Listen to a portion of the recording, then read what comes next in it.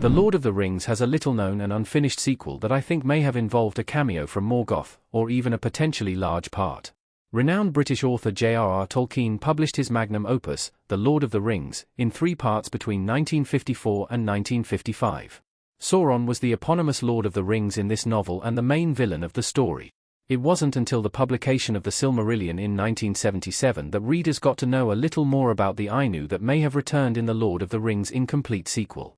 Morgoth was Sauron's master and is Lotta's original villain, tempting Sauron to the dark side at the start of the world as elves and men knew it. The Ainu were the species that Middle-earth's god, Eru Ilúvatar, created first of all the species. The Valar were the most powerful of the Ainu, with the Maiar below them in rank. Morgoth was a Valar while Sauron was a Maiar, making Morgoth, theoretically, the much larger threat. This made his looming potential to return in Lord of the Rings sequel both possible and intriguing. Tolkien's The New Shadow would have involved men with satanistic beliefs. The Lord of the Rings sequel included a shadowy cult.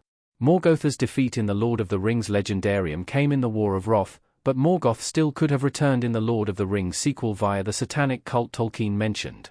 J.R.R. Tolkien called his Lord of the Rings sequel The New Shadow, and it involved a dark and festering underbelly in Gondorian society, at the heart of which was a satanistic religion, the letters of J.R.R. Tolkien. Provided in the letters of J.R.R. Tolkien, a letter written by Tolkien in 1964 described this plot and the dark cult growing in Gondor. Tolkien described how The New Shadow was set in the Age of Men. While the War of Wrath ended in the First Age and began Lord of the Rings' Second Age, Lord of the Rings ended with the dawn of the Fourth Age, the Age of Men. In this age, elves, dwarfs, and the threats facing them over the last few millennia were fading. That left men their own worst enemy, facing their own darkness through a satanistic religion. But Morgoth represented Satan in the legendarium, first to fall, tempter, and deceiver. So, it's likely that Morgoth was involved in this religion. Tolkien already promised Morgoth's return long after The Lord of the Rings. Morgoth was always destined to come back to haunt Middle-earth. Sauron or Morgoth in The Lord of the Rings, The Rings of Power Season 1 Episode 1.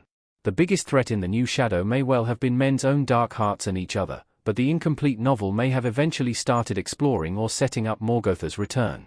If the shadow in question sprung from a satanistic religion, and I visualize this religion worshipping Morgoth to some degree, perhaps the next step in the novel included the Dagor Dagorath. The final battle of Beleriand, the War of Wrath, saw Morgoth's forces beaten by one of Lord of the Rings' toughest armies, the host of the Valar, but this wasn't to be Morgoth's final end at the end of the War of Wrath. Morgoth was thrust through the doors of night into the void, outside Middle-earth, its world, Arda, and its universe, Ea. Of all of Morgoth's defeats in Lord of the Rings, this one seemed very final. But a prophecy said that Morgoth would break free when least expected for one last fight with Lotta's great heroes, the Dagor Dagorath. Tolkien was always reshaping this prophecy, fully intending its canonical existence. The New Shadow may have been the perfect format for him to explore it in detail. Could men realistically bring Morgoth back to Middle-earth? Morgoth's return for the Dagor Dagorath was mysterious. A painting describing the Dagor Dagorath battle. It wasn't made clear in any versions of the Dagor Dagorath prophecy written by Tolkien exactly how Morgoth broke out of the void, but I highly doubt men would have helped.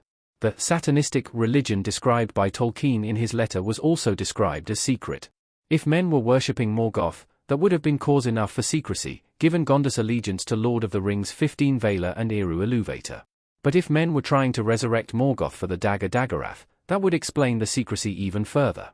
This would also provide a substantial plot for the novel. Men probably couldn't bring Morgoth back from the void because they had no way of getting to the doors of night, let alone opening them.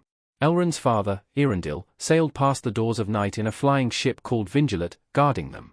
With the departure of elves and their technology, men weren't left with any access to flying ships. Vingelet was unique, anyway. Additionally, while men may have kept some relics of elvish magic, they would have been woefully unequipped to open a giant, cosmic door sealed by demigods like the Ainu or Eru himself. The New Shadow wouldn't have been a Morgoth story. The Lord of the Rings sequel likely wouldn't have spent much time on Morgoth. Morgoth's shadow behind Valinor's tree in the Lord of the Rings, the Rings of Power. Even if men were plotting to assist Morgoth in the Dagor Dagorath, it is unlikely that the New Shadow would have spent too long discussing Morgoth. Tolkien described a set of revolutionary plots taking place in the novel, implying that much of the story would be spent exploring men fighting men. Meanwhile, those descended from Aragorn would be like Denethor or worse. This descent into moral decay made things interesting, with no telling who readers would have sided with, Gondor's forces or its revolutionaries. The new shadow didn't need a greater evil like Morgoth. Tolkien speculated that he could have continued past the 13 pages of the new shadow that he had written with a thriller-style novel documenting satanistic revolutionaries plotting while children played at being orcs. He confirmed that the plot would have eventually been overthrown. It seems likely that the novel's protagonists would have learned that an improvement or two to their own moral judgments was necessary. Regardless, I think Morgoth would probably, at the very least, have been mentioned by name at some point in the unfinished sequel to The Lord of the Rings.